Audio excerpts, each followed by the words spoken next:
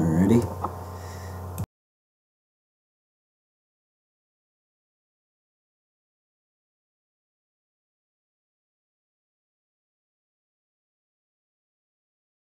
And we're live.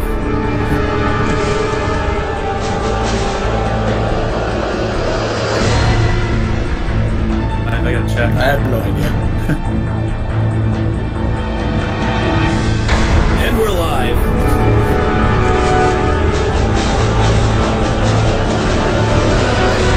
All right.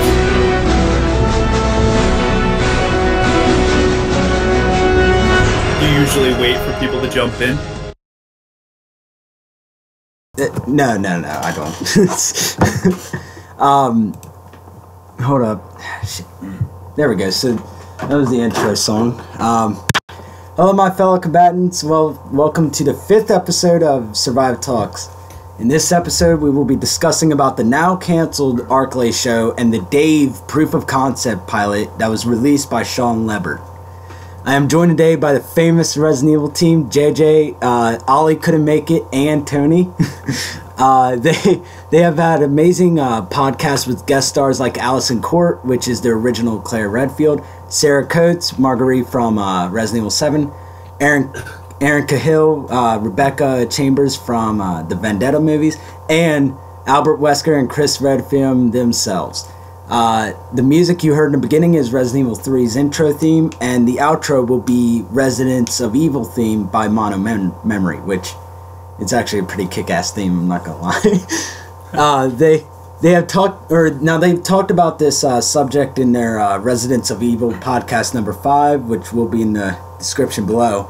But I do want to dig into this a little more to try to raise awareness of how awesome this would actually be if it came to life.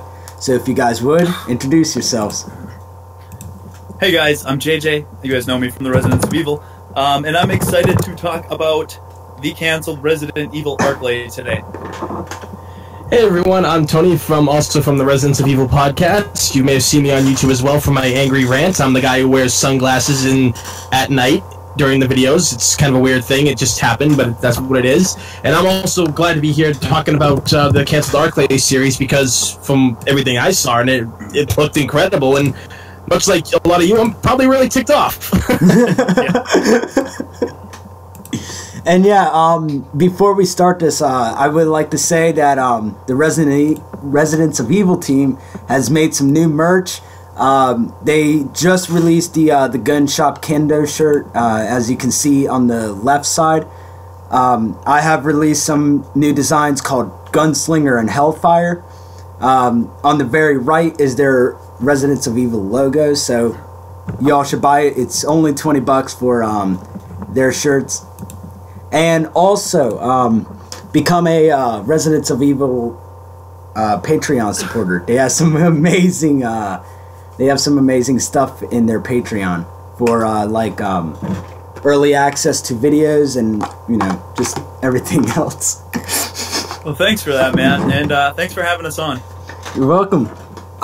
So in every Survive Talks, usually what I do with the guests is first experience or your favorite memory with that specific game that I'm talking about. I did this for the Call of Duty, Resident Evil Talk, Next Gen Resident Evil. Everybody has done it. So your guys' first experience with Resident Evil. Alright, I'll start. My first experience with Resident Evil was back in '98. I think it was Christmas time, and my cousins just got a brand new PlayStation and 2 brand new games, and so all the family gathered at their house. We had a Christmas party, and all of us kids were in their parents' bedroom checking out the new PlayStation. Well, the 2 games they had were Metal Gear and Resident Evil 2, and they were both sealed, and I remember holding them in my hands, and we had to figure out what game we wanted to play first. And I remember looking at Resident Evil 2, like, they both look cool, but Resident Evil 2 just caught my eye. So we popped that in first, and it blew my mind. I was used to playing a lot of Super Nintendo games at the time. That's when I had a Super Nintendo, and I also had an old MS-DOS computer, so I played a lot of tanks and Wolfenstein. So I wasn't really introduced to like that level of gaming. And so when we put that game in and played, graphically, atmosphere-wise, it blew my mind. And I know we all, like, there was just something about it, something magical about that game that, like, it just grabbed us. So I remember for that year, I would go to their house during the weekend, but the majority of the time we'd play Resident Evil 2 would be before school, because I would usually go to their house for like half hour before the bus picked us up. And then we'd get lucky some days and have snow days where we wouldn't have to go to school for we'd have a 2-hour delay. And so we would just play Resident Evil 2 the whole time. And I just remember it was a huge victory for us, because we were kids. I was really young and they were also really young. They're a little older than me, but when they first got to the RPD, I remember they're like, "Oh, you're never gonna believe it. We got to the RPD. It was so cool." And I was like, "No way!" And I tried playing and I was terrible, but I would watch them. And I watched all the way till they beat it, and we just chatted about progress they were making and stuff at school. It was just it was a cool time to see something new like that, and it was a cool time for us all to hang out and all be really mesmerized by this game. So that was my first experience with Resident Evil. And then shortly after that, I went. I found out somebody my dad worked with was a big Resident Evil fan. He had the first one, and he let me borrow it, and then played through that. And then I was addicted to Resident Evil. See, it didn't take long. That's awesome, because I started out with Resident Evil 2 too. Well, cool, man. Well, a lot of people did, and like I said, they had Metal Gear 2, and that was a big one they played. But a lot of Resident Evil 2 fans are also big Metal Gear fans because of that time. But it was a great first game to play. Good for you, Tony. Oh, I never played a Resident Evil game. Why the hell am I? Tony, I just read from the script, damn it. Oh, come me read from a script? We both know I can't read. You just foiled our plans. It's what I do. You foiled it more than Chris with Albert Wesker. My experience with the game goes back to actually the very beginning, and this is a story that not a lot of people hear, because the original Resident Evil was not really advertised at all. If you go back and even try to find old gaming magazines of Resident Evil, the first one, there was no advertising. There was a few of them, because I know I have a couple but they just they were non-existent. So I walked into a KB Toys one day, and I saw this this strange looking game, and I'm looking at it, and I'm like, I've never seen anything like this before and everything. I'm used to playing Super Nintendo and Sega games religiously and everything. So I had the PlayStation at the time, and I was like, all right, I'll get this. 1996. I think I was 9 years old at that point or something. So I got the game, and I was blown away, because I hadn't really experienced a lot of other games like this, in this style. I mean, I've seen the polygon style I was used to, because I played Tekken 1 and 2 and stuff, but playing this game was mind-blowing, because it was scary as shit. As a child, and still as an adult today, I'm really kind of a coward. I don't like scary movies and scary games that much, and for whatever reason, as much as the game scared me, because the atmosphere, the music, the creepy mansion, the tank controls, you not having unlimited ammo to kill things and stuff, and no other way to kill them other than a gun or a knife. It was really interesting. Now, I wasn't good at the game at first. It took me a while to get used to it, but when I did, I couldn't stop loving the game and everything that it had. I always played as Jill, because Chris was just way too hard to play as back in the day. He was starting off with no gun for whatever reason. He didn't have a gun. So it was really an interesting game, and it was something that, to me, I felt truly changed my life, because it's become one of my favorite series of all time. It's tied pretty much with the Metal Gear Solid franchise. So, for me, it's just, I love the game. I love the franchise. 2 is a really good game too, because when I got to play that was good. But my favorite of all time was 3, and I just have that random encounter going into KB Toys one day, and there's the game, and I picked it up. What a pleasant surprise. Oh, guys, by the way, I'm joking. My first game was Resident Evil Survivor. Oh, yeah, that was, yeah. Cool. No, I'm kidding, no, Resident Evil 2 when Resident Evil 2 when I was 4. I started at a really, really, really young age. Like I said, I was almost 3 when I started playing Mortal Kombat. Holy shit. Yeah, Dude, I don't even remember that. My dad indoctrinated me into playing games. Yeah, that'd be how it works for a lot of people, actually. Yeah. My older cousins got me to play it. I wasn't 4, I was 8, but yeah, that's usually how it goes. Oh, it just had shapes and stuff, and I like pressing the buttons. So. Yeah. Funny thing about Survivor is I remember when it first came out, I played it, I rented it, and I played it, and I was like really let down. I was like, this is not at all what I was expecting. And then a few years later, I was like, fuck it, I know what it is. I'm going to go back and give it a shot. And I played it, and I remember, like, knowing it was bad, but actually enjoying it. Because I already knew what I was getting into. You know what I mean? Yeah. So it was one of the fun games you could pick up and beat in a day. And I thought that Tyrant in the game was pretty badass. See, no, I'm like a sucker for bad games, I guess you could say. Like, Survivor, I played it, and I kind of enjoyed it. I never got to the end of it. Never got to it. But I would always play the beginning part, and then and just like I would remember like looking back from the zombies so I wouldn't get hit. So I was a little cheap bastard. Yeah. But yeah, like I'm one of those. Oh God, I'm one of those people that likes Resident Evil Operation Raccoon City. Hell, I even bought it for Steam not too long ago. Tony just did that, dude. It's a really fun game to play with friends. Like me and my brother, we had like 2 PlayStation 3s, so we played after we got done with Resident Evil 5, we would just play the online multiplayer of Operation Raccoon City. I love it. I mean, like, it has its flaws, but if you're playing with people and like I said, if you understand what you're getting yourself into and, you know, can make the realization that it's its own side thing, it's not the worst. I mean, I paid $13 for it, and I played it by myself, but I enjoyed it for $13, and I got it well after it came out, so I knew its flaws, and it wasn't perfect, but I enjoyed it for what it was. I got it on. Well, actually, I didn't even get it on launch day. I got it 2 days before launch because when I ordered it from Capcom USA, they sent me the Raccoon City plaque. There was only like 500 of those things ever made and stuff, so I had to get that. Me and my buddies, we got that, and we all got it early. So 2 of us went to one buddy's house, and the other stayed at his so he could play the game. And we got through the game, and when it ended, we were like, did this just take us literally like 4 hours to beat? It's not long. That's what she said. No, at least you're honest. No, it doesn't. It doesn't take a long time, but it's like you guys said, and we've mentioned this before. If you have the right group of people to play it with, it's a lot of fun. It's stupid fun. Yeah.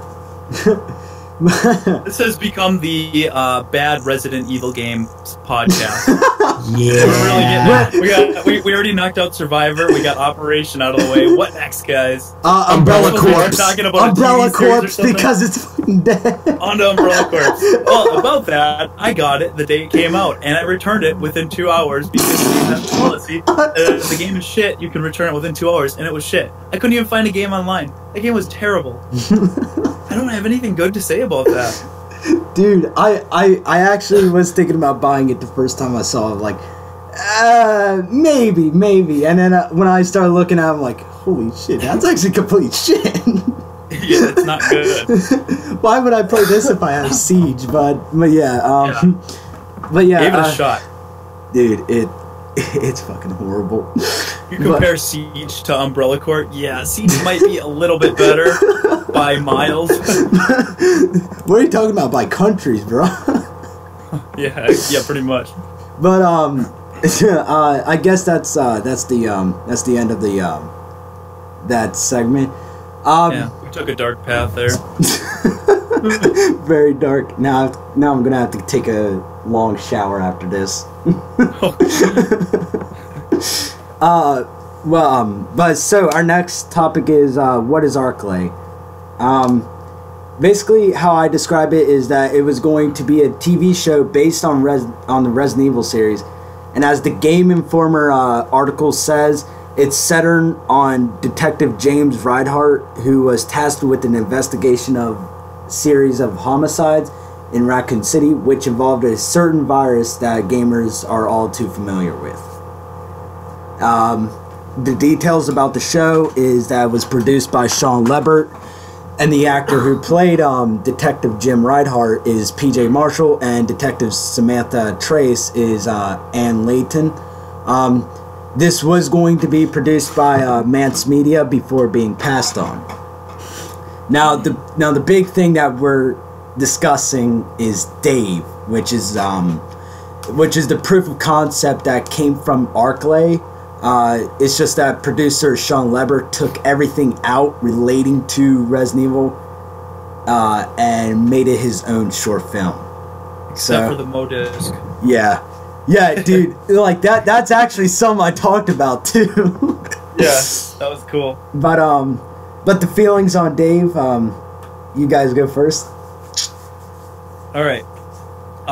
When I first watched Dave, because it just randomly popped up. Yeah. And I was like, I remember hearing about it years back that they were talking about doing a show called Arklay. And I was like, oh, no shit. Like, it's very rare that you'll hear something about it and then it'll go silent like it did. But it's very rare that it'll resurface and you get to see what it, could have been. So I was like, okay. So I watched it, and right away, the first thing I thought, after the guy gets out of the car, takes all of his pills, for one, he's got issues. I didn't, realize his brother killed himself yet, but then he walks up to the cop, and I'm like, have an RPD badge. And he did it, obviously, I had to take this stuff out, but I was like, oh my god, that would have been cool. But yeah, long story short, in a past video when there was a rumor going around about a Resident Evil Netflix series, I covered that rumor, and then I explained exactly what I would want to see in a Resident Evil series if they did do it. And literally, this proof of concept short film was beat for beat exactly what I explained. I wanted it to take place in the Resident Evil universe, but not be focused around the characters we've seen in the games, because obviously they are in the games. We have their stories. I wanted something new, in that universe that maybe has something to do with some of the characters sometimes, but it's not focused on them. And I wanted a detective that has to investigate the murders, the stuff that's spreading out in the Arklay forest. And then I wanted the season to slowly, come to the realization that Chief Irons is behind it, and before the detective can do anything about it, everything goes to shit. Well, we got a detective in this, and they're investigating a murder of his brother. The acting in it was impressively very well done, in my opinion. These characters, it was really more of a detective-focused short film. And then it started leading into mystery, where, they're checking the cigar box, he finds a Modisc out in the grill. Like, it was, like, I wanted that mystery. But then we got the person that was supposed to be dead isn't there anymore. Now he's standing in a different area. And now the tension came in where he's coming back through the house. And then you find the zombie. So it had all the aspects of classic Resident Evil games. You had mystery, tension, horror, and it was, the story I wanted to see, a detective that's investigating. So I was kind of blown away that it was what I wanted, and it was really well done. So I really enjoyed this short film, and after watching it, I started to get mad, because it's like, this is what the fans, like, this is something the fans want. They don't want something over the top crazy action that's loosely based on the series. They want a real legit live action series that pays respect to the games set in the same universe, and that's what this is, and we don't have it now. So yeah. I mean, I was impressed, but then I was mad, and so I made a video about it, and I just wanted to, by making that video, I wanted to inform people kind of what's going on, and then try to build up like have the fans be vocal that, if this is what you want, like, let's try to get the attention of the right people and show them, like, there's an audience for this. Yeah, hashtag we want Arklay. And that hashtag really took off online, and I was very thankful for that. And it just goes to show how many people really wanted to, it sucks, but it was a good short. Yeah, I was hoping that the officer you were talking about was Will Smith. Because yeah, direct reference. But Tiger, you're up. Tiger, you're Tiger now. Tony. Oh, okay. It's your Tiger. All right. Well, first off, I think I could have directed that better than that guy did. No, coming in with the big hits. Just come out swinging. No, when I first saw it, and it was actually JJ who had sent it to me. and I really analyzed what I was watching. The cinematography for it, the lighting, it really did feel like a good detective story, and it's much like JJ said, it's like what a lot of us wanted, because if you remember when you play the original Resident Evil or the remake, they talk about the grisly murders that have been happening, about people being attacked by a group of about 10 people, all that jazz, and then you see in the remake, you actually see the crime scene photos and a couple of flashes of the people eaten and shit like that. So I really, I always loved that, and I always wanted more. I wanted, what were they doing leading up to all this? Like, what made them think to go all the way to the mansion for this and everything.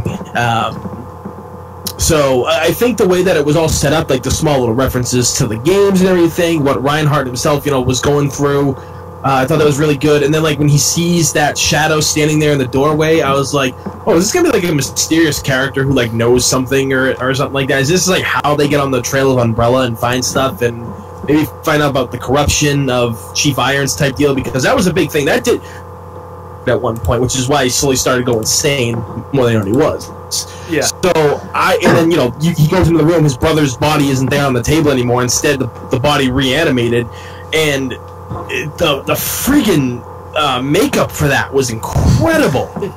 It was intense. Yeah. I was like, that's like stuff you'd see on The Walking Dead. It was good. It wasn't over the top. It was perfect. It's like they explained, like his lower jaw was blown away by the gun he used, and it was nuts.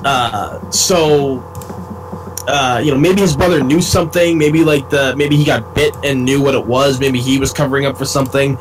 I think that what we saw in it was something that a lot of people wanted after the 10 plus years of the horrible Resident Evil live action movies that butchered everything. We got this that was closely related to the games, and it was its own thing, and people really enjoyed that it was its own, their own thing.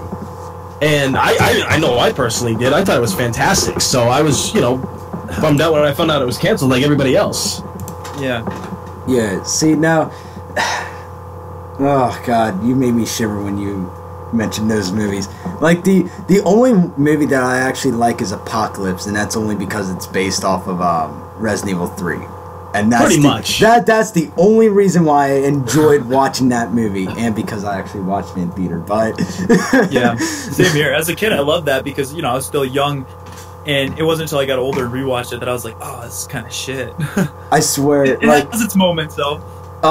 When I was with I call him my stepdad, but he was my mom's ex. He brought me to the movie theater, and then when Nemesis said stars, I'm like, oh my god, oh my god, oh my god. Yeah. But yeah, like I actually was in school when news started breaking out on Twitter. I'm like, why the hell is everybody tweeting? Yeah. And I looked at Twitter. I'm like, huh. Resident Evil Arklay, awesome. And then I forget whose post I went to for that, but I watched the show, and I was just sitting there with my mouth open. My teacher looks at me, he's like, hey man, you alright? I'm like, You're supposed to be doing school things right now, damn it. Yeah, even with my mouth open, I'm like, yeah. So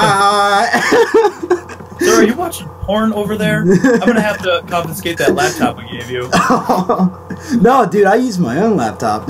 Oh, okay. I refuse to get that school laptop, but my feelings on it is that even though like there was a lot of all of the Resident Evil stuff was taken out, I felt like it felt like something Resident Evil. I was like, oh my god. They took out everything, and it still feels like Resident Evil. Yeah, the detective side of things. Not so in your face, like, here's BOWs, here's, like, subtle, And, if anybody heard the background music, it was, it kind of sounded like Resident Evil 1's music, in a way. It, sort of, like how slow-paced it was in the beginning. And then, slowly ramps up. So I was like, wow, And then, like JJ said, the MO disc that Detective Reinhardt found in the grill was very Resident Evil-y because, as you guys can see on the podcast screen on the bottom left, that's what I have on the on Tony's card. But if you guys don't know, in Resident Evil 1, you had to use the MO disc to free. It's Jill and Chris, right, on each scenario. Yeah. To get the good ending. So I liked how they included that MO disc, which it was actually really awesome to see that. And then I was like, who is this guy? Who's this guy on this MO disc? It also makes me think, like, nobody uses that shit anymore. You don't need physical discs, so that had to have then been set, back in 96 or 97. I looked at his car too, and it's like, this looks like an older model car. Like, it's like, I think they're getting the timeline right here. Yeah, and like, I even showed my brother, which, we both played Resident Evil when we were very young together, and I was like, you know what this is, right? And he's like, no. And I was like, Jesus Christ, have they never showed you a floppy disk in elementary school? But yeah, so yeah, it was a big thing with Resident Evil 1 and somewhat of 2 with the ending where you had to use the MO disc to get out of the to the train station. But the atmosphere is amazing, as I love how everything is dark and it has light where it needs to be. Like, but when there's light, it's very dim. So yeah, it's very well lit. It's not like, because a lot of these horror games and movies out now, they try to make everything really dark because they think dark is scary. But it's like, no. I mean, if you look back at Resident Evil 1, that was scary, but the entire game was super bright. Yeah, it was uncomfortable, but it's like if you use proper lighting, you can get a good effect from it. And I felt like it was dark in areas but well lit where it needed to be. Yeah, and I felt that PJ Marshall played an amazing role as the detective, and with someone that has a brother, and seeing how he responded to his brother's suicide was actually how I would feel in that situation. A lot of pills, and also like like he wouldn't have done this, like, and then just looking around to see like and how he reacted with the cigar and the scotch, and how his face was when his brother, I forget what his brother's name was. I can't remember. Oh, Dave. Dave. Dave. I was thinking that was I was thinking Jim. Scream? Yes, I screamed in my mouth. But Jim is the detective name. I keep on forgetting that. But I had 3 people watch Dave. My mom, which is someone who is not a Resident Evil fan. She hates anything related to be scary. She was like, this better not have any jump scares in it. This better not have any jump scares. You're supposed to love that zombie at the end. Oh, dude, she couldn't. Like, we watch Walking Dead, and she like covers her eyes through most of the kills, and I'm over here like, yeah, get that motherfucker. She doesn't have to watch that show if she doesn't want to, right? Well, she likes the drama in it, so. Oh, okay. But and then I had my brother watch it, who is a semi Resident Evil fan, and then my friend Shane, which the channel should know from past live streams. I've had him in the background a couple of times. He's a fanatic with Resident Evil. He's not as much as I am, but he is a fanatic. But they said they really like it. Shane just went, "It's fucking awesome. We need this shit right now." That's pretty much what all Resident Evil fans were thinking when they seen it. Those are his exact words, and they said and even my mom, she said if it actually came out, she would actually watch that show. And and I was like, holy shit, why was this passed on? We have people that don't even like Resident Evil that would still watch this. I think maybe because, well, let's see, 2 years ago there was a big spike in zombie films Yeah. and stuff. Walking Dead was taking off. With And the whole Negan thing, especially. Like, yeah, we know Resident Evil. But put that aside and say you know nothing about it, and then you're a producer, and you're probably getting pilots from tons of different people.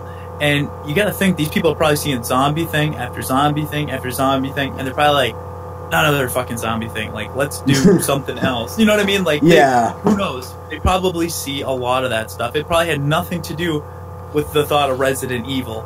And the people that were in charge probably could care less about Resident Evil, and they just seen, another zombie thing. And unless you understand the series, I mean, it still looked like a good show. But, when you add that in there, I'm just saying that could have been a reason. I have no idea. And I mean, like, that's actually kind of what I could, like, since you talked about that, that's the only reason why I could think they passed on it. Yeah. But also felt like the zombie had that feeling like it was the first zombie term from Resident Evil 1. Now, I forgot who said that on the podcast, on your guys' podcast, but that's exactly how I felt. I mean, yeah, a lot of people would feel that would be like the same as the first time the zombie turns its head around. And, 2 had that similar thing. Yeah, I absolutely love that. And it kind of looked like the... Dave kind of looked like the zombie from the uncensored intro. If you guys remember that, yeah, that was brutal. Yeah, where I actually watched that. I didn't know about that, and that they had an actual uncensored colored version until that must have been a treat to find. Until I was like 9, so I was like, huh. You know what? Let me just watch this. And I was fucking horrified. I was like, shit. Now that didn't come to the States, from what I hear. No. For some reason, as a kid, I played a few different versions of Resident Evil, and I was too young to understand what the difference was.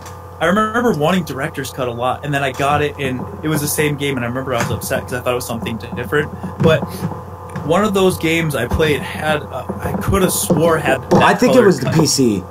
I think it was all PlayStation, so I could be really wrong, and I could just be like somewhere down the line, my brain could have, I could have thought I seen it, and then it became a thing. But I could have swore when I was a kid and I played it, I remember seeing that. I knew it existed, and so when I seen it, online down the road, it didn't shock me because I already, for some reason, knew it was there. Yeah. But yeah, that was interesting. That's the one where Chris Redfield, and he's just smoking cigarettes like a badass. Yeah, and I forgot that in the ending they pan off Chris in the U.S. version. But that got cut a lot. But things that could have happened in Arklay. You guys go first. Tony, you want to take it first?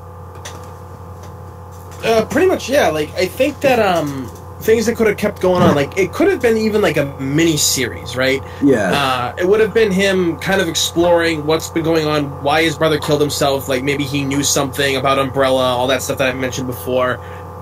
They could totally do like the RPD building. He could actually bump into like members of the STARS unit like once in a while, just like in passing and stuff like that, just pretty much like a really good detective story with a horror twist in it. Starting to uncover things that are happening around, around the city. Then there's, Chief Irons is getting called into question about certain things. I think something like that would have been really good because, and whatever Reinhardt himself is going through personally would come into play as well. Maybe he's a guy trying to find redemption in something. Maybe he's going through divorce. Obviously might have a pain pill addiction and everything. So he'd have that'd be good. That story arc. That's got to be a lot of stress, and that'd be awesome to see. Yeah, if you were to play it like that, because like Raccoon City itself is pretty famous in the gaming world. I mean, with a lot of things, if you're a fan of the games and everything like that, that there's a lot of iconic places. Mm-hmm. You could have him in the park, at one point trying to figure stuff out or meeting an informant in the Raccoon City park that Jill goes to after she recovers from being infected. Like I said, you could have him bump into people in the RPD building. You could actually have him confront Irons on a couple of things, like trying to sneak info out of him. Yeah. Things like that. It has promised to be a lot, and it really sucks that it got canceled. But I think that if they stayed close to just like digging through him and his partner, finding out stuff about Umbrella, all this stuff like that, like Umbrella keeps coming up in his searches and everything, and hell, even have it end with him getting killed when he finds out something. Ooh, that'd be interesting. Yeah, I like that. The protagonist dying. I actually kind of like those stories. Yeah, where you don't see it coming. And like there he goes. Exactly, because like what was on the MO disc? Like what was he hiding and everything like that? Like what did he find out? Because Chris apparently, I know it was in the S.T. Perry novels, but I think it was also canon in the regular games too, like in paperwork. But he had a friend named Billy that was finding stuff out, and then Billy ended up going missing. And no one ever saw her. Oh wow! Was it Billy of the? He was of the Stars division in Britain, wasn't he? No, he was just like or maybe he was. Maybe he was like a star. I think he was a Stars. I don't know if it was Britain, but he was. I'm pretty sure he was a Stars member. I mean, I can look it up real quick. Informant. That reminds me of the S.D. Perry books. Wasn't there a guy named Trent? Yep. That was giving them all this secret information on and. He met with Trent. He met with Jill saw him first of all in the Raccoon City Police Department. Yep. Like he was trying to get some stuff ready to load in the the helicopter, and he cornered her and stuff like that, and gave her the disc reader for all the MO discs, because the MO discs had like a bunch of names, like the computer had like a bunch of names on it. Like it did in the show too. Yep. Yeah. Like so. He'd met Carlos too down a dark alley before the events of 3. Yep, he did. Yeah, he could have totally added him. Dude. That could have been the informant. Yeah. There's so many possibilities. Yeah. I mean, like you said, Tony, I would have liked it to be a short series. I think Netflix would have been the perfect place for it. Yeah. I would have liked to see the first season kind of take, start off a little slower with the detective work, but then it would ramp up, like, mid-season to the big event where the stars are actually going to the mansion, and then they come back, and then you realize Chief Irons, is saying they're crazy or whatever, but then there could start being more cases out in the Arklay forest that, our character, Jim, has to go check out, and then he's like, no, I seen this stuff, and then that's when he starts realizing that Chief Irons is like, no, you didn't see this stuff, and he starts, and then that could, the end of the season could be like the outbreak. Like, he tried to contain it, the stars tried to tell everybody, and nobody believed him. And I think that would have been perfect, like I seen a BOW in the woods. Like, he could have a close encounter with a hunter or, a pack of dogs or something, and Chief Irons just wants to, and that's where he starts to question Chief Irons. Yeah. So, I mean, that's what I think. And it didn't have to be long. It could have been like 7 or 8 episodes, 45-minute episodes. I felt like the new Stranger Things had a really good length to it. Don't tell me I haven't watched the second season yet. It was shorter than the first, and I felt like that could have been perfect length for a Resident Evil 1 series where it doesn't get too boring with him doing, case after case after case, but, enough for like a good build up to the mansion, and everybody gears up to go, and then like it continues out with like, okay, now we're starting to put the pieces together. That's what I think. And yeah, throw Trent in there. That would have been badass. Dude, God. I actually based most of this on the Resident Evil 3 beta intro, if you guys know that. When they had like different kind of concept art. You know what I'm talking about? For what? I'm sorry, you cut out when you said what game. Sorry, Resident Evil 3. The unused beta intro. Oh, I've seen those pictures. Yeah. I like there's one part in the notes that I have that's what I envisioned. But I'm thinking of a four season thing, because what you have to think about is that this is, I think, a 6-month duration is what I'm thinking, because it was May of 98 to October 3rd, is it? Yeah, when it blew up. Yeah, when the Raccoon City incident. I think it was, yeah, it was early in October. It was like the first, second. Yeah. So like we have like plenty of time. Oh, wait, you're cutting out. Like October 26th or 7th, 28th, 29th, 30th, 31st, 32nd. 1, 2. So yeah, she was like October 2nd, October 3rd is when she finally was cured of the virus and everything. I didn't realize she was out for that long. Yeah, dude. Yeah, well, I was like, Jesus Christ. Yeah, well, like, I mean, what do you call it there? She, in the book, in S.D. Perry's novel, she actually went into a little bit more detail about it. Like, Carlos was able to find her after they both took out the Nemesis, and he brought her back to the church, and they were there for, like, 6 days, and he was, like, trying, like, you know, he was just eating cans of, what was it, fruit cocktail and whatever else he could find and stuff, and checking on her, and she finally regained consciousness, and she realized that she was infected with the virus, and I don't remember how he knows. I think it was something Trent said or something about going to the hospital, like the, the early mission brief that he gave him or something like that. I think that's how he knew to go there. But that was a little neat thing from the book that actually works well. That makes sense in the game. But like I said, yeah, it was because when Jill, after the battle with Nemesis and everything, you know, you hear her monologue saying, you know, it's October 3rd. I woke to the sound of falling rain. Yeah, you know, somehow I'm still alive. So, you know, like, yeah, a couple of days had passed. Yeah. Okay, yeah. I'm re-going through 3 right now because I don't remember it. So wait a minute, how many months would that been? Because the reports start coming in May '98. So May to October would be about 5 months. Well, 4 months. Yeah. So I mean, the end of May to early October, 4 months. So like I said, what I was thinking is 4 seasons, like one for every month.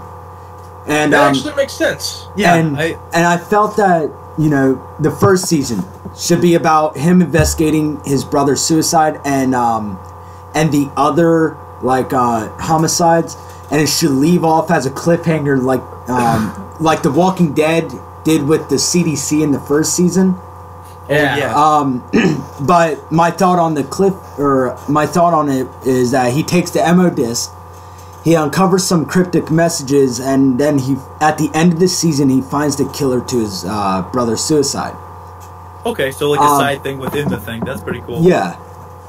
And then the second season could be him investigating more on the attacks on the Arklay Mountains, and finding some clues that Umbrella is behind everything. But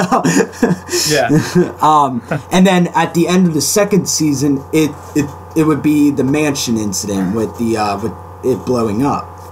The third season could be where the stars come back, and we could have a reference with Detective Reinhardt sitting at the police station bench, waiting to talk to Chief Irons, and overhearing the stars unit saying stuff like, "You have to believe us," or "You didn't see what we've seen." Here's the picture I was talking about. This picture right here is what I was just looking at it actually. I have it up on the stream. Where she's talking to that's the one I was just looking at. Where they're all yelling at Chief Irons, and like that's what I envisioned when I rewatched that in my English class. But yeah, like you know, thinking of the Stars members saying, you know, you have to believe us, and all of this, and then him just ignoring them, and then when they walk out, and you don't see the faces, because I'm kind of weird about video game characters and shows and movies, and seeing you just don't want them to, like, it could be a perfect show, and then if you ruin the character, so it makes sense that you would be big on having the characters be in the show, because you don't want to ruin the image of the characters you have in your head. Yeah, and they could do some with that too, with having original voice actors play as the characters. Totally. And then we would get the reference of, hey, that's the original voice actress. That's actually pretty awesome. And, you know, and then they all walk out, and you can hear Jill say, "I cannot believe him," very angrily. Yeah. Just like the intro. And that's how I imagine it. And I always wanted to see or hear the Stars and Chief Irons in that situation. I don't know why. That would be awesome. Yeah, that would be oh god.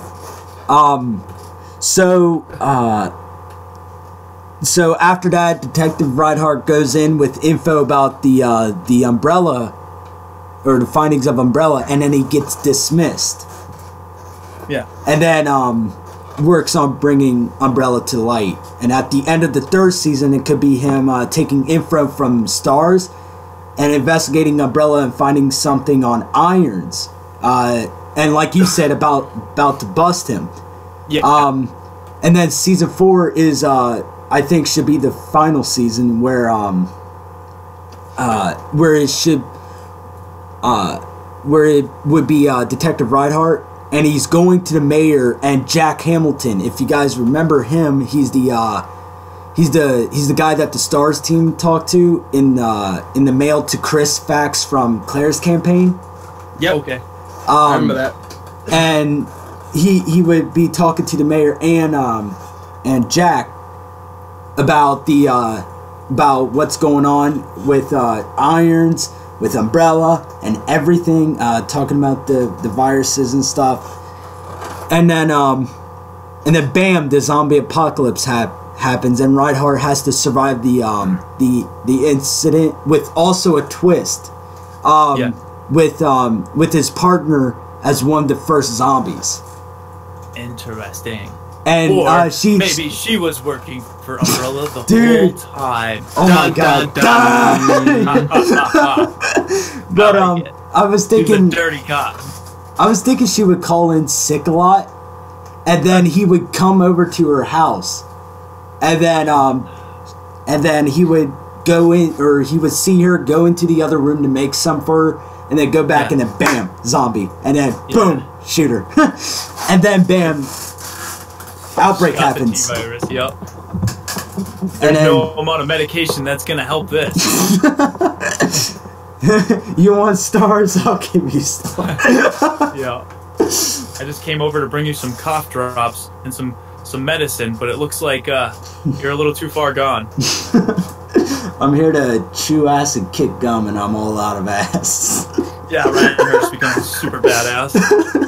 Like this is what he was made for. Did you say anything like chill out? No, shame. I love Hot Fuzz, but yeah, that's a good movie.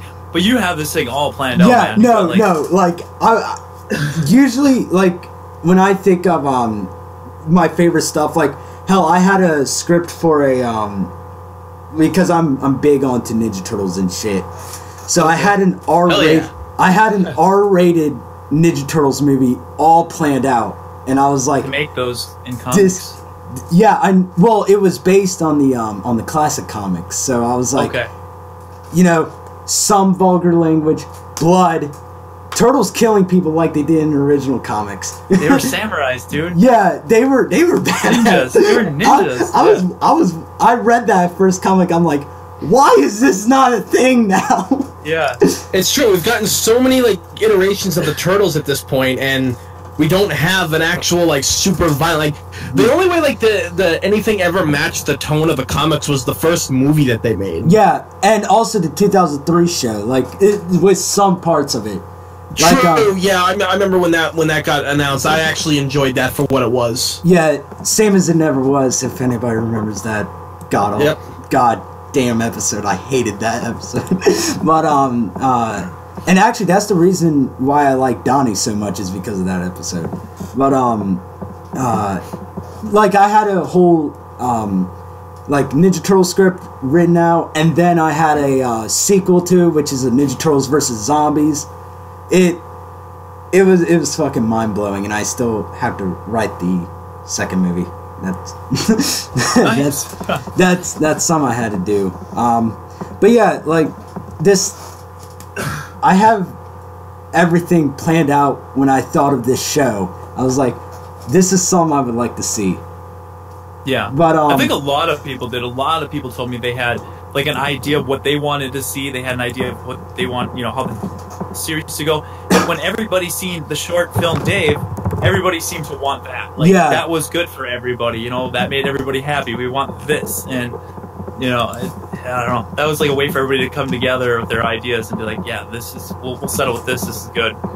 Not settle, but you know, it made everybody happy. From what I read in the comments on my video, why aren't we getting this? Why can't we have good things? Like, what the hell were they thinking? You know what I mean? I mean, anything's possible, because a lot of things, especially with how Netflix just kind of like like it's Netflix is like Nicolas Cage. They'll just take anything at this point. I guess you watched that College Humor. What are you talking about? You haven't? You haven't? Oh, look up Nicolas Cage's Agent. It's fucking hilarious. Oh, okay. I say that because like I've seen like Nicolas Cage will just do any movie you throw in front of him, and it doesn't matter what it is, he'll do it. So that's kind of what I've seen Netflix do. Like Netflix takes chances on shows that like everybody else passes up. That's true. So I mean, look at all the Marvel shows that have come out on it and everything. Dude, I am so excited for Punisher too. Like, I can't wait. But like, they take chances with like. I mean, I'm not going to say whether the Adam Sandler movies are good or bad, but the majority of people don't like them, but they make a lot of money and they take chances and they do it. And then you have ones that, don't have big name actors or anything. And like, that's why everybody likes Netflix so much, is because they're taking these chances and they're actually getting some really good content. And, like, that's why it's like the go-to platform for something like a Resident Evil series. Like, give it a chance and let it, see what it can do. Yeah, it can take time to get it off the ground. I remember Street Fighter's Assassin's Fist. That took like 5 years for them to get that off the ground after like a short film had happened, and people loved it. And it took 5 years, but they finally did it, and it's probably it'll be right up there. Like if they ever made Arklay the way that they were going with it, it would have been right up there too. Because the Street Fighter adaptation of the game, Street Fighter Assassin's Fist, is literally the game in movie form. Machinima put it on their thing about 3-4 years ago, and yeah, it was beautiful. And every time I fly, I always watch it because it's such a good thing. So anything's possible, and the money would be there. People would watch it. Yeah. Yeah, but I mean, like, at the same time, don't put too much money into it. Don't go into it expecting like big, huge numbers like they do with the games. Just keep it a low budget film. You don't need a ton of money. You don't need to focus on all these POWs and stuff. Just work on the tension and raising the tension of it.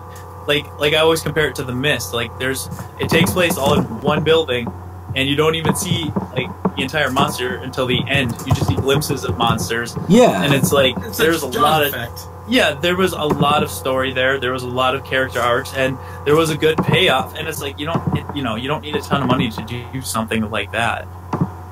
But the Jaws effect is almost perfect to introduce like a BOW or something. You know what I mean? I mean, like the thing is that like I don't know, because like everything they did in that. Well, it was 10 minutes because the credits was 2 minutes, but everything they did in that was amazing, and I don't even think that costed a lot of money. I think the only thing that costed money would be the makeup for the zombie. But yeah, like you said, they don't have to show the BOWs. Like show small glimpses of it, just not like a full-on Anderson film. Just fucking let's shove as much shit as we can in this. The one thing I can say about the Anderson films is they did a pretty good job with a lot of the BOWs. Not all of them, but shut your mouth. No, I mean like that giant bat, like whatever. But it still looked pretty good. Like animation wise, they did a pretty good job with it. But I mean, these movies costed a lot of money to make. And series and somehow they made money. Yeah, I don't understand, but I can do that. But I will be right back. I gotta go blow my nose. Sorry, everybody, that I keep coughing. I'm kind of sick. So everybody knows. But I'll be right back. But yeah, like I don't know. This show could have been everything. Like I can't I can't think of a better. I don't know how to say this. Because I've watched a lot of fan things, like if you ever watched Batman, I forget what it was. Hold up, looking it up right now. Film. What is that called? Oh, Batman Dead End. Like that was something amazing made by not a lot of money. Yeah, it was small. It was a small little film that they did. I remember that. Yeah, and I got hyped over that short film too. Like with Batman versus Alien versus Predator. That was a big thing for me. Like I love the Alien vs. Predator series, and then when they had Batman, I was like, woo, awesome. Alright, I'm back. But yeah, I don't know. Like, just thinking about what this show could have been.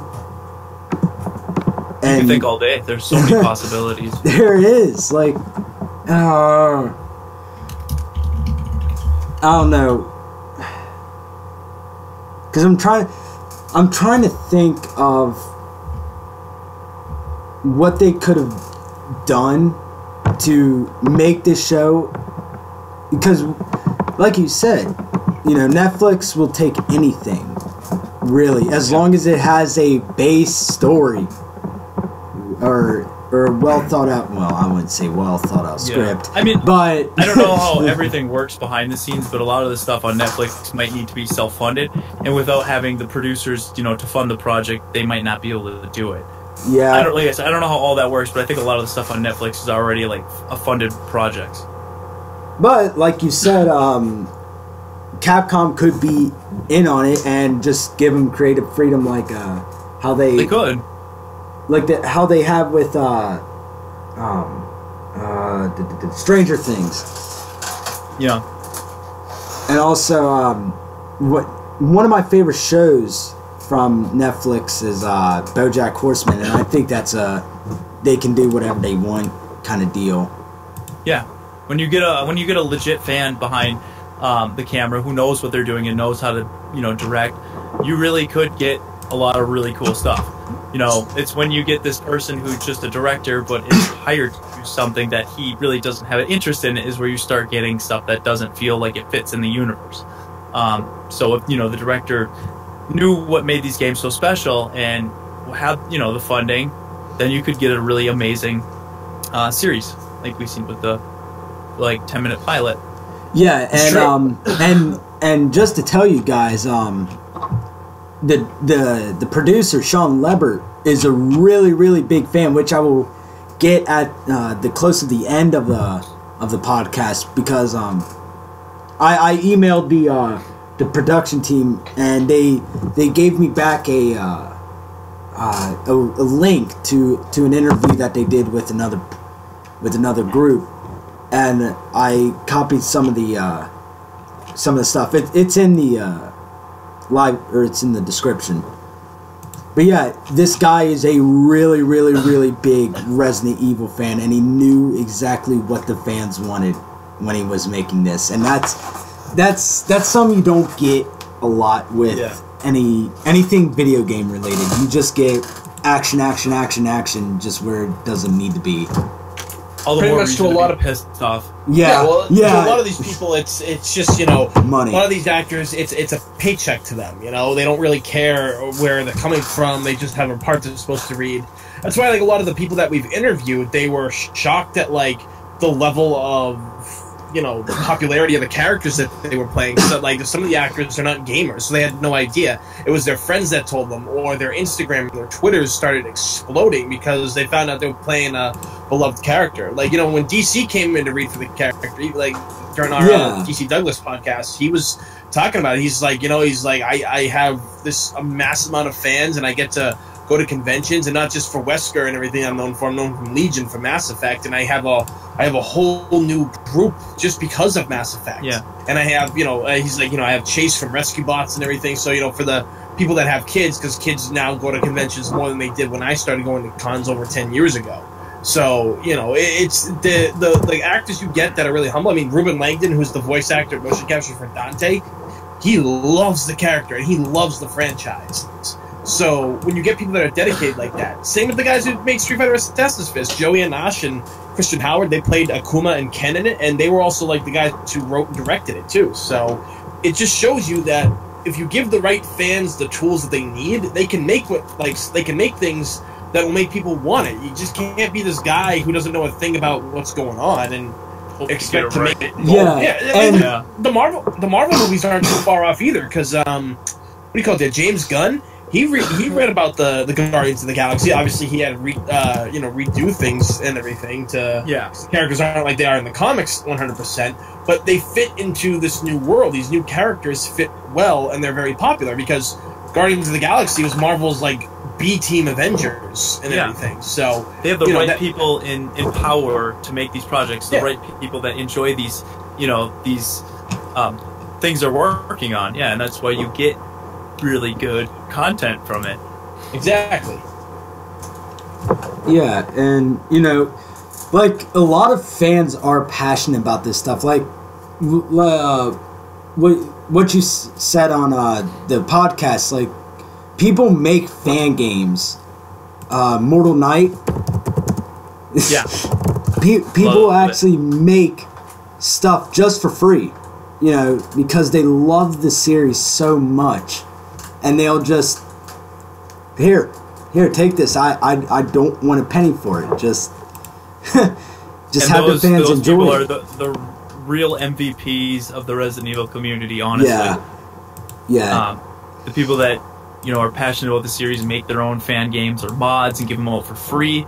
Like, they are amazing. Deserve a ton of credit for their work. Yeah, and I had Crying Horn on as the last episode, and he was very, very, very passionate about Resident Evil 2, and so he remade the hall, and he was thinking about doing more with it because of the positive reception that he got, and not only that, because he just loves the Resident Evil series. So I was really, really happy to talk with him about that and see like how passionate these people are about the community. Yeah. Oh, I'm so pissed this was passed on. I know, me too. I mean, there was a huge outcry from the fans that they wanted it. So, like I said, I was going to try to do anything in my power to try to be the voice, be like, hey, let's push for it, let's try to get something out of this. And everybody was voicing their opinions, and it sucks because so many people would have liked to have it. But it doesn't hurt to keep trying. As someone that's been a fan for so if it would be 2017, I would say 13 years straight. Yeah, I would think 13 years straight, because I would have been 4. So yeah, I really would have loved to see a TV show adaptation, especially like right now when another video game media sum related is coming up. The Mortal Kombat movie. Oh yeah, that's been in talks for a while now. With James Wan. I'm actually really excited about that, and I'm hoping that they do a goddamn fatality just once. Yeah, but, that would be awesome. but yeah, like this is a perfect time to do it, especially with Resident Evil 2 remake. Hopefully, I swear to God, if they don't do it at PSX, I will literally lose my shit. a lot of people are already losing their shit, and I was one of those that expected it was going to be at E3 this year, and I was really, I'm not gonna lie, I was really upset when it wasn't. And then I didn't really get my hopes up for TGS. I thought it would be there, but when I found out it wasn't, I wasn't shocked. And I'm just kind of in this place right now where it's like they haven't came out and said they canceled it. And I know from people I've talked to that claim they work, on certain titles within the series, that it's still in development. And so I'm just gonna remain patient. The game's almost 20 years old now, and it's like if I can wait. Well, Resident Evil 1 remake came out in 2001, and that's when I really wanted the 2 remake. So if I can wait that long, I can wait a little bit longer if I know that they're working on it and that it's being done right. So I'm not going to get my hopes up for any event. I'm just, when it comes, it comes. If it doesn't, it really sucks. But, that's, I guess, how it is. Well, Arklay actually made me more scared about remake 2. Because they were like, we never hear news about Arklay, and then bam, it's fucking canceled. I'm like, no! Yeah, came out of nowhere, canceled, didn't hear anything. Yeah. Fucking Randy Orton out of nowhere, it's canceled. I'm like, great. If they announce a remake 2 is canceled, there will be a lot of backlash. So that would be kind of a scary time. If they cancel it to like rework it or something like that, then that's like a different. But I've had to tell a lot of people this, and it's calmed a lot of people down. But I did tell them, I was like, look, like, we live in a world now where, like, we get video game news and media so quickly compared to, like, during the PS1 and PS2 era. That is true. You know, that if you see a game and it's not, like, looking the best because it's its early stages, it'll get ripped apart. Oh, yeah. Yeah, because most people are like, oh, it looks like crap. They spend all the money on it. It's like, well, you apparently don't know how development works. Yeah, see, that's why I'm you're getting something. Yeah, well, just be thankful you're getting something to show off, like, what you could look forward to. But I think they also realized, because Capcom themselves, within the recent years, they were going down the tubes pretty fast, and then they started coming back with doing. Yeah, you know, not just on this DLC bull crap or anything, but now what they have is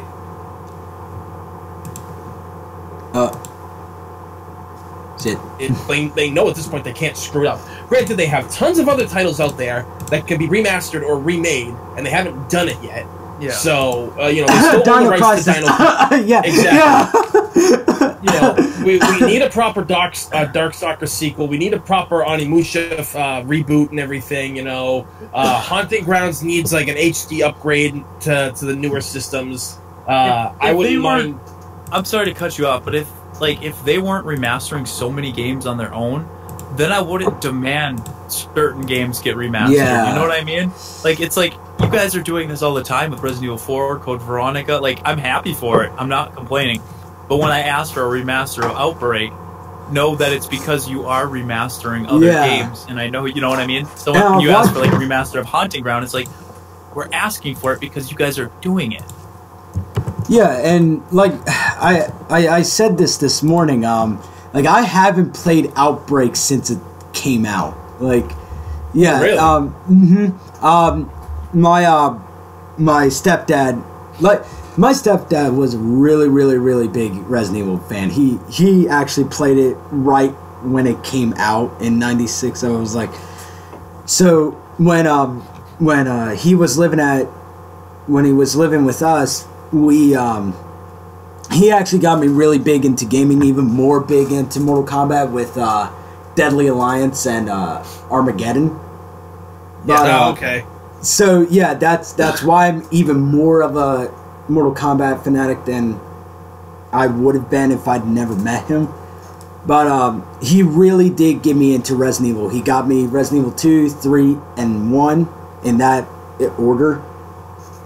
And you know, I remember, and like I said on the tweet, I remember seeing the cover of File 2 because I didn't play the first one, but I saw, you know, with the hand coming out of the and manhole, and I was like, that looks pretty cool. I'm gonna grab that. And he's like, yeah, sure, we'll buy it and we'll play it. And I'm like, awesome. So so I haven't played that game in years because the AI was just fucking stupid, but to play with on Xbox or PS4 with my brother, you know, that has never played the game because he just wasn't interested in the RPG kind of elements kind of thing where everybody has their own stats and stuff.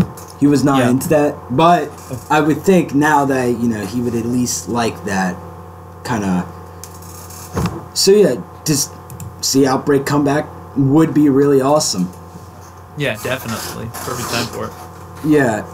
When Tony, when you were talking about remastered game coming out, showing off too early and how people pick it apart, were you talking about Shenmue 3 in particular? I wasn't, but that's actually a good thing because Shenmue 3 is something I've been waiting a long time for, because it's kind of, Shenmue 3 has kind of gone the way of like how Bayonetta's going. Everybody wants Bayonetta, but nobody wants to make it, and the company themselves don't have the money to pull off to make a game like that. So this guy, like, you know, they had his Kickstarter, and it was like, I think the fastest like funded Kickstarter, and it's still getting money. And that's the thing, when people finally got to see what it was, so many people were like, oh, this game looks stupid. This is dumb. And I was just like, you guys realize that you're getting an early design of this. It's like, and you know, it's also like the people who complained when The Last Guardian came out, and they said it looked like garbage. I was like, Yeah, because it was a game originally designed for like the PS2. Yeah. And everything, and then like once the PS3 came out, they kept trying with that. There was all kinds of development hell. Yeah. With that and everything, and so when you finally got it, just take it for what it was. You got a game that you waited like 14 years for. Yeah, it may not be the best and everything, but you got to remember when they started it and what they started it on. It's like Duke Nukem Forever. Everybody was like so pissed at that game. I was like, look, if you like Duke Nukem games, you got to get exactly what you want from this game. Yeah, it's an outdated character who has no right of being in video games these days because of how of his machoism and everything. It just doesn't fit with the times. But I love Duke Nukem. Yeah, I do too. And that's the thing. When I have a collector's edition of that. I got the Duke statue up there on my shelf. Yeah. So I think a lot of people.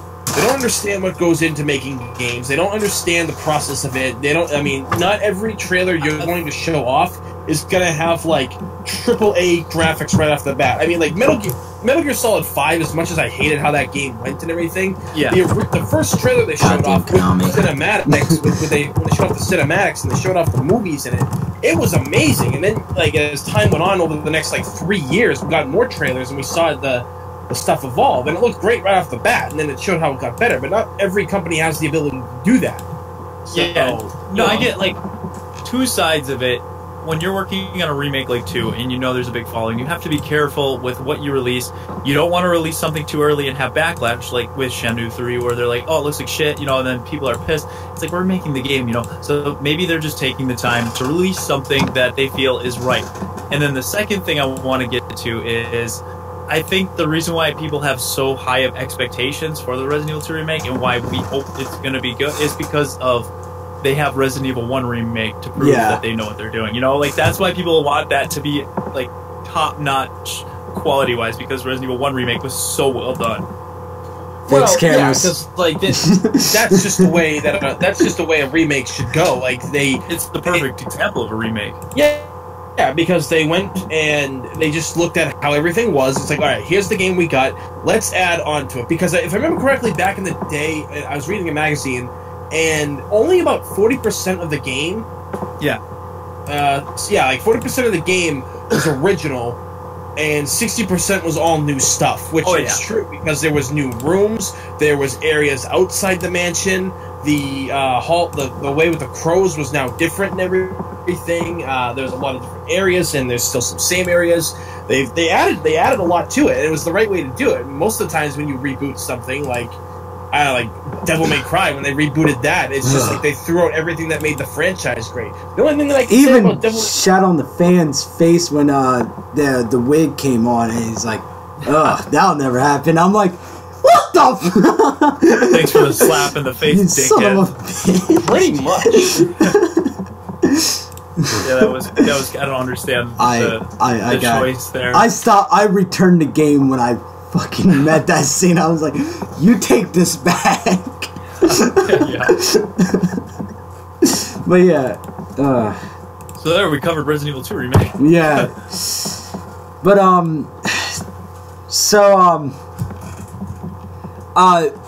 do you guys think that we would have gotten any references, which is actually kind of answered in the Q&A, but do you guys think we would have gotten some, like how you said Trevor, do you think we would have gotten any references like that? Or how I said with what's his fucking face? Jack. Oh, I think we would have got some references, and like I said, the show doesn't have to be high, like, budget, but if they did have to spend a lot of money on one thing, make sure you recreate the RPD areas you're going to use in the show properly. So I think we would have got the RPD. I mean, he's a detective. That's his hub. That's where he has to go. That's his headquarters. So those areas would have needed to be remade, up to par with, fan expectations. That's where a lot of the budget would have went. Yeah. But we would have got that. I feel like we would have got a lot of little subtle references, like the RPD badges. We would have got some maybe a diner or something, or like a shop that he walks by with a sign. He could go to a diner where Claire went. Yeah, he could have went to the diner Claire went to, and it just would have been subtle. He would have just sat down and it would have just had the name. That would be awesome if he went to the diner and he looks at the chef, and it's the and The it guy, looks the like the bald guy guy. that looks like the zombie. That would be. Oh, why? They actually talked a little bit more about that in the book, and they actually talked about Claire and Chris used to go there. Yeah, and the and they talked about the waitress and stuff. That's the book I have, The City of the Dead. The City of the Dead. Yep. I have it in my backpack, and I read it almost every day because we have to read in English. So I was like, you know what? I'll just read this, and I've probably read it like 5 times. That's when I used to read them too, back in English class for your reading time. That's when I did. But yeah, I think we could have got some really cool references. I don't know what they would have did, but those are references I would have liked to see, and I also would really like to see my man Robert Kendo. So I don't know if they can remake him to where my expectations of Robert Kendo, but I think it'd be pretty cool if he was like going to Kendo's gun shop Kendo for maybe hey, this firearm was found at the crime scene. Yeah. And, comes back to here. So what people purchased this firearm. Something like that, just a little reference that he would have been in, Or cool. like the Samurai Edge laying somewhere near the station where this is a prototype too. Yeah, now, this. Look at this. Yeah, like sitting on the desk at Kendo's gun shop in Works. Yeah, like that would be some. That'd be some amazing fan service. Yeah, what do you think, Tony? Oh, sorry.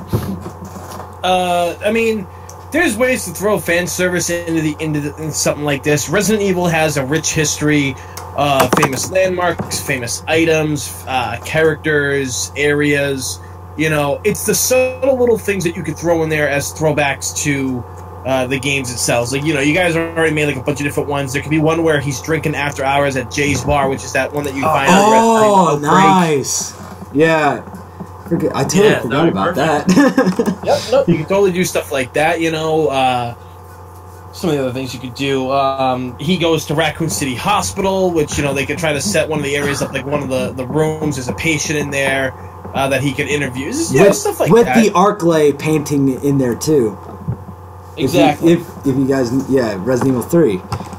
Yep. Yep. So that's how you do, you add stuff in from the games that are right in your face, but they'll help you, they'll help make the world more believable. Oh my God, I just think of some. I just fucking thought of some.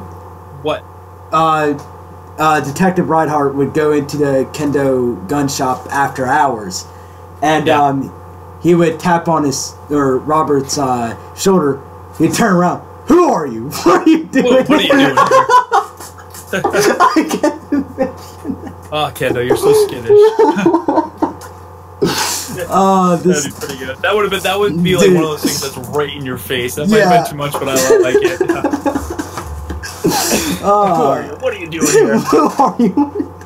Just has a shotgun in his hand as he's crouched over and just cocks it. Why do you have that in your hand? Stand up. I have to ask you some things. That's funny. But what references do you guys think got pulled from the proof of concept? Like JJ said, like the badge could have been something that was pulled. I think maybe a reference to the T-virus, maybe something they say, and the badge. Other than that, I don't really think there could have been too many other references really put in it. They left the Modisc in, and that's about it for me. I don't know what else they would have pulled. Dang. We're talking about RPD, maybe. Yeah. I think if anything, like maybe they're like on the table when they're examining the body, there could have been like their paperwork from Umbrella or something like that. Because of the logo, something like that they could have done. I think would have made it out for something really nice. Little tip right there. So. Because there wouldn't been too much to throw in there for that little thing, so... Yeah. I was thinking, you can hear some, the officer talking to the other detective, we're gonna have that new team come in and search everything, which the new team would have been STARS, because I think that's when they would have been formed, too. Yeah. Around that time, so... It would be awesome to hear him say something like, we need that new STARS team, or whatever they're called, to come in here and investigate, or something like that. That would be a great nod to, For sure. Yeah. They're better than you, Reinhardt.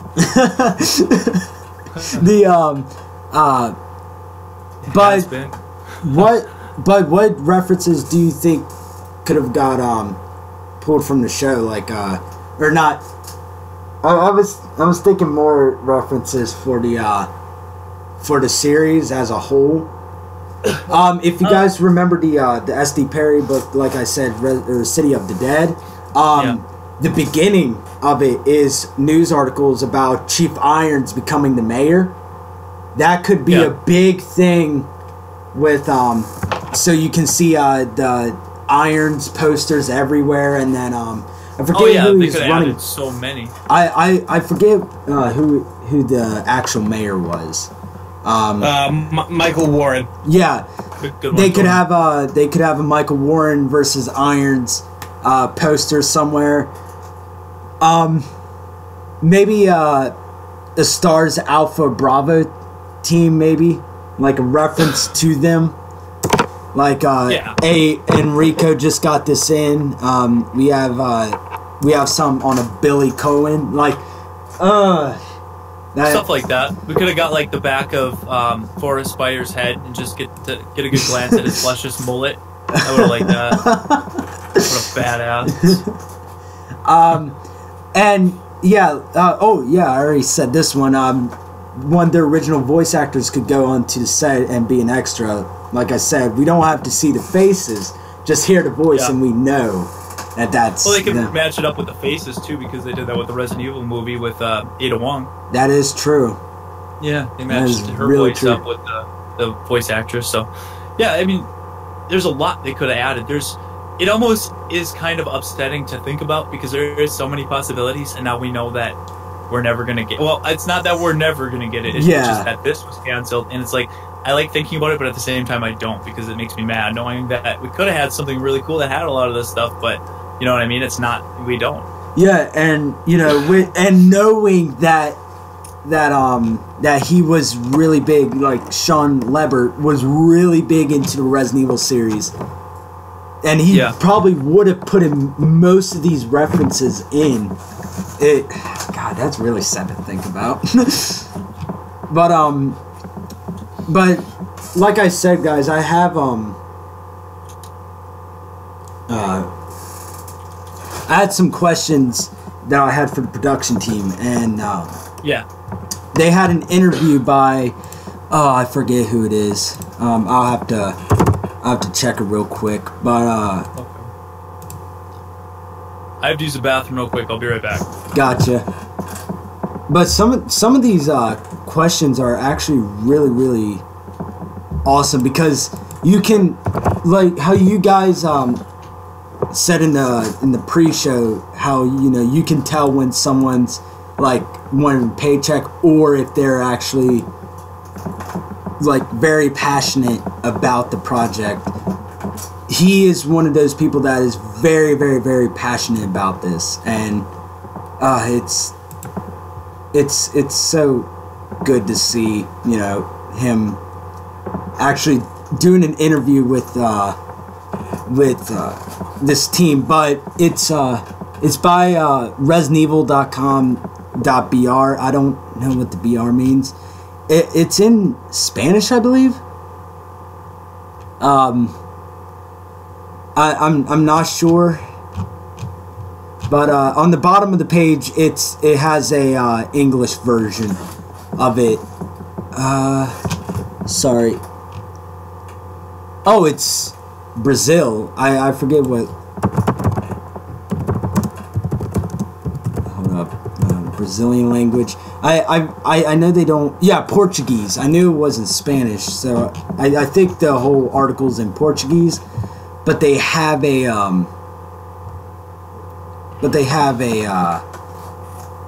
English version for anybody that wants to read it, and it is in the bottom of the page.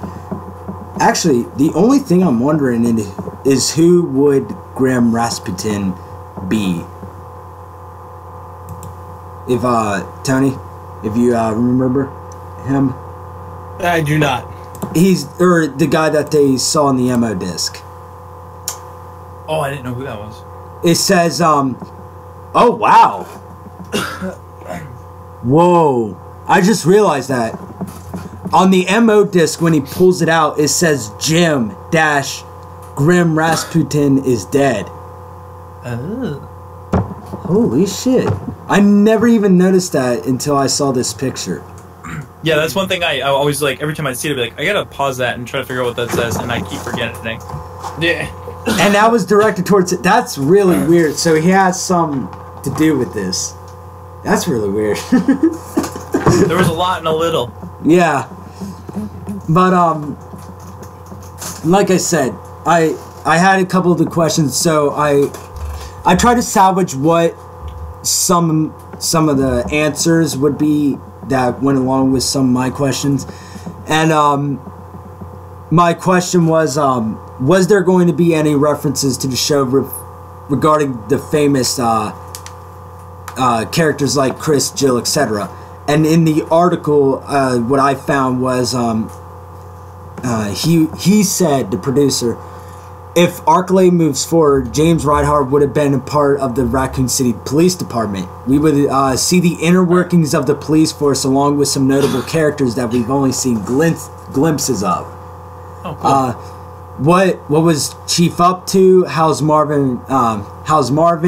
What the town was really like? What was the town really like? The town folk. You can see all that from Reinhardt's perspective. There's some great drama there, and we only saw mere quick moments. I think it'd be really cool to see that. And who wouldn't love there being an inception and inauguration of stars? Reinhardt is just a starting point. Why didn't we get this? Why didn't really we cool get concept. this? For a second there, I thought you were just saying what you wanted, and that's what I was like, yeah. I didn't realize you were reading what he said, and I'm like, oh shit, like that could have been totally legit. Like the stars forming, that's awesome. Yeah, and the inauguration of it too. That's inauguration is where they come together, right? They start forming, and yeah. That would have been awesome. Oh god, this guy's amazing. Potential, a lot of potential. So here's another question: Resident Evil was just an inspiration for you, or Arklay was going to be 100? Wait, okay, that's really weird. It was translated from Portuguese. Let me grab my actual question real quick. Okay. It's on my starred. Stars. Let's see. There we go. Okay. Sorry. What inspiration did you take for making the atmosphere and story of the proof of concept games, movies, music, etc.? Which that was my question. That the question that they had was that was really bad. But basically, is it going to be based on their Resident Evil games? Was basically what they were saying. It's a little bit of both. Something clicked in my mind after watching the Hannibal television show, and I then began to envision something. I thought the idea concreted itself much more after seeing True Detective. Their visual styles are gorgeous. It was those styles, or these styles, that felt tonally representative to the video game series. At least that's how I see it. Other inspirations include Alfred Hitchcock and more contemporary. Yeah, I cannot read. Yes, I cannot read. David Fincher, who both made great games with or great things with the detective genre. If Arklay would take off, it definitely would have been rooted itself in the Resident Evil game universe. There's a lot of rich detail there left unexplored, which he is really, really true about that. That's why we want so many games based on Raccoon City. Plus, the conspiracy makes for great drama. Would have worked well with the television, with twists and turns for many seasons. Many seasons! I was right. Okay. Oh, yeah. So, However, the ideas are not completely dependent on the RE universe. It can be a separate entity if it needed to be. There are some creative liberties that would have been taken to keep it feeling fresh and unexpected for both fan and the new audience members. There's a contemporary, grounded message in there that's still worth to explore if it can still be said with the Resident Evil or as a completely original series. I don't know. I can't think of it being an original series. There's just too much Resident Evil in there to think of an original series. So here's a question that they had. First question may be a little. So this was their first question, but a little bit obvious. But I really need to ask this: are you a Resident Evil fan? Did you play the games? Sean Leber did say, I've been a fan of the series since '96. I remember the time I came across the game in a rental store, which that's how a lot of people knew the game. Oh yeah. The front cover piqued my interest, and the images on the back were unsettling. I gave it a shot without knowing anything else about it. I've played through the majority of the series. The first one easily became one of my favorite games of all time. Then the sequel came, and I loved them both equally. Sean Lever. So he was a passionate fan. Yeah, he like I keep on telling the audience, like he was devoted to Resident Evil and making this right. It sucks. So hard to see this pass. After seeing Arklay and Dave, what are your plans and projects for the future? Whether or not it gets picked up and becomes an official Resident Evil series, I'm still dedicated to bringing the story to light and what it means today. With science and technology being a major focus, there's a lot to say. Like I said once earlier, these ideas aren't completely fastened and dependent on Resident Evil. It can still exist independent. I'm working on an hour pilot, along with a mini Bible and characters/story arcs for the series. I hope you stick around for the journey with me. While that's happening, I'm plotting out the original features as well. Loving it. I cannot see it as an original series. I'll still watch it though. I'll still watch it if it's an original series. In Brazil, we have a saying. Okay, I'm not gonna say this because it's in Portuguese, but something like, "While there's life, there's hope." Is there any hope for Arklay? And he says this, Sean Lever, never say never. I've got my glass half full and seeing light at the end of the tunnel. Voices are strong. You can be heard. There are a lot of love out there. Definitely a lot of love out there. Yeah. Capcom and he's an optimist about it, and big companies, if there's there's demand for it and there's money to be made, there's no reason why it couldn't be done still. Sure, it was passed on the first time, but with the demand and interest, it very easily could be revisited. So it's only right that he thinks like that. He's not down or anything. Like, shit happens. You move on. You pick back up and you keep going at it. And so maybe it could work out. Yeah, indeed, probably could. You never know. Anyway, I'm actually at the. Kind of cut this short. It's almost 1 a.m. for me, and I've been up since 7 doing pictures and stuff, so I actually have to get going. Oh shit! Yeah, and it was still. I gotta head out pretty quick too. Yeah, it's literally the end of the of the podcast too. Holy That's shit. The perfect timing. Yeah, it is perfect timing. But nice. But yeah, so there is hope. If you guys want this to be a thing, please use the hashtag #WeWantArklay. It will be in the title of the YouTube. It'll be the title of the Podomatic and also the iTunes. So so tweet it out there. Yeah.